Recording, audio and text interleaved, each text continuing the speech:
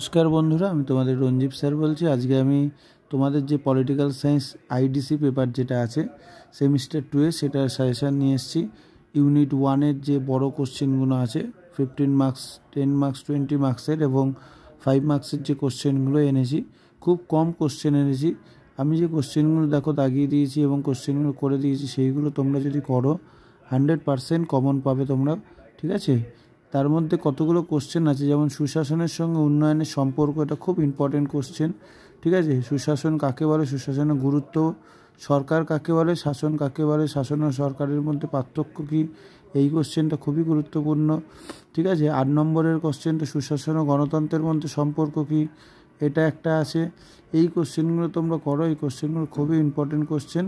এছাড়া তোমরা দেখতেই পাচ্ছ স্ক্রিনে যে আরেকটা আমি কোশ্চেন দিয়েছি যে 1990-এর দশকে সুশীল সমাজ বা নাগরিক সমাজের ফোকাসের প্রধান, এবং 5 নম্বরের কোশ্চেন আমি খুব কম দিয়েছি, শাসন কী, শাসনের উপাদান কী, বৈশিষ্ট্য। 2 নম্বর হচ্ছে শাসন ও আইনের মধ্যে সম্পর্ক, সরকার ও শাসনের মধ্যে পার্থক্য আলোচনা করো, সুশাসনের গুরুত্ব বা সুশাসন ও গণতন্ত্রের মধ্যে সম্পর্ক কী, সুশাসনের উপাদান বৈশিষ্ট্য, ঠিক আছে। এই কোশ্চেনগুলো তোমরা যদি করো তোমরা কিন্তু কমন পাবেই পাবে।